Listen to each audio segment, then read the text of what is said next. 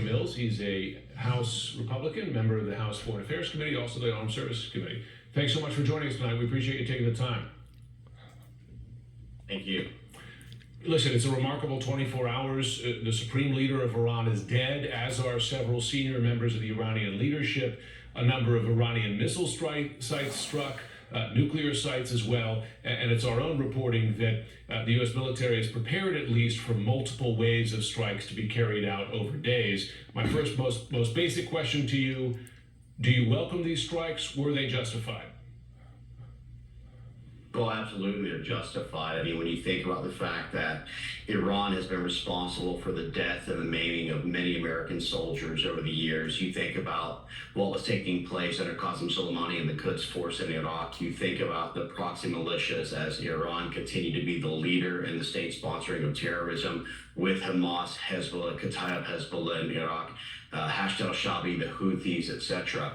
Not to mention the fact that Iranians, just like in many of the Middle East, they truly respect strength more than they respect, the arbitrary wording of a line in the sand or weak paper, as we saw when they continue to violate JCPOA, or what was also known as UN Resolution 2231, by shipping mid-range and long-range ballistic missiles to the Houthis to continue their attacks. And so not is it justified to try and stop the heinous attacks of barbarism, the subjugation of women and oppression under the Islamic dictatorship, but also to protect American interests, American lives, and also that of our allies in the region.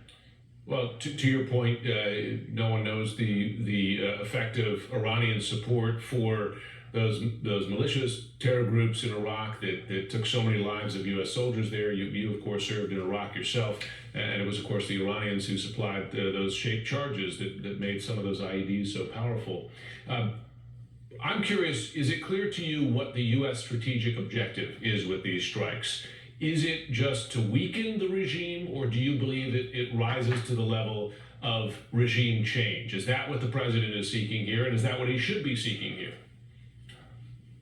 Well, I think that we've moved well beyond the ideas that we tried to have diplomatic resolutions. We asked them to get rid of their nuclear enrichment capabilities, to stop the mid and long-range ballistic capabilities that was targeting the United States as well as for other areas in the region, as well as to try and allow IAEA to come in and do the necessary inspections. The president would have preferred a diplomatic effort. He's been continuing these talks many hours a day with Steve Witkoff and Jared Kushner.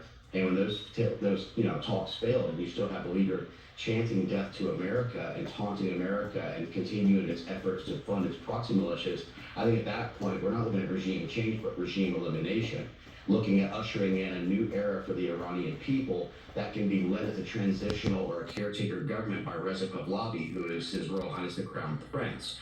Something that was actually instated 47 years ago before it fell to an Islamic dictatorship. And then looking at a democratic process for free and fair elections, but we must not repeat the mistakes of Iraq and Afghanistan. This is not about nation building or boots on the ground. This is not about 20-year wars or the ideas of putting together a, for example, 2005 Iraq constitution that set forth sectarian democracy under Article 76. This is about allowing the Iranian people to take fate into their own hands and lead to a free and fair election that guarantees the sovereignty that Iran deserves.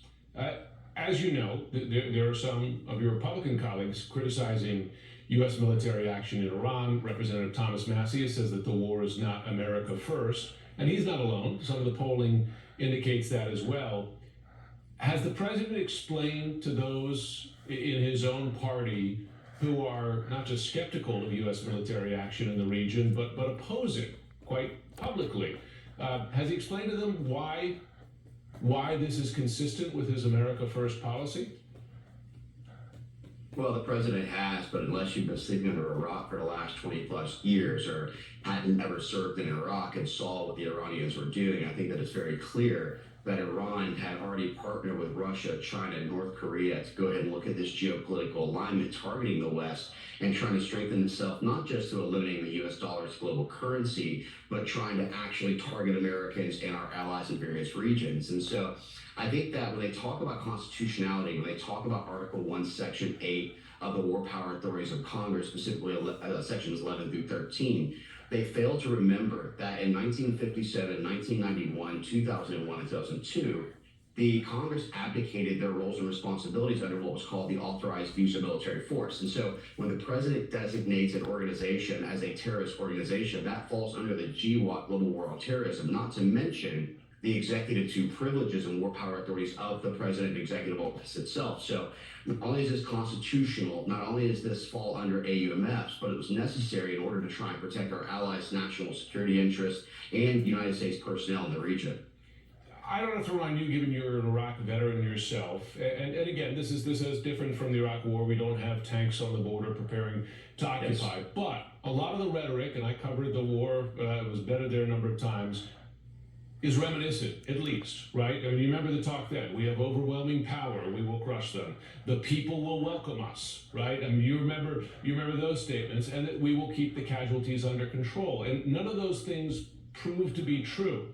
And I just wonder, given you're a veteran yourself and you know the cost of war, right? You won a Bronze Star in war. Do you have any worry that this could get out of hand, right? And that for all the pronouncements of we have this under control, this is a great success, that we don't know what's going to come next and that the cost could be higher than the president is estimating? Well, the difference is that we're not having troop buildup, put boots on the ground like we did with Afghanistan and Iraq. As you've seen with this president, whether it was the operations in Venezuela or other operations, he's about getting precision strikes, getting in, getting out. And also, we didn't look at the George W. Bush era of nation building. We didn't try to come in and implement democracy. We were freeing a society of dictatorship so that the actual people who are of that nation take fate into their own hands. And so this is very different under this president than you've seen in different administrations. So this isn't about buildup. This isn't about prolonging or oppression, or I should say not just liberation, but kind of occupation. This is about trying to ensure that the people on the ground that President Trump said help is on the way are getting the necessary help so they can take fate into their own hands. The Iranian people can free themselves, as they've been doing, because this revolution is like nothing that anyone has ever seen. This isn't the 12-Day War. This isn't the 05 Green Revolution. These are a young generation who wants to be free of Islamic dictatorship and oppression. Congressman Corey Mills, we appreciate you joining us this evening.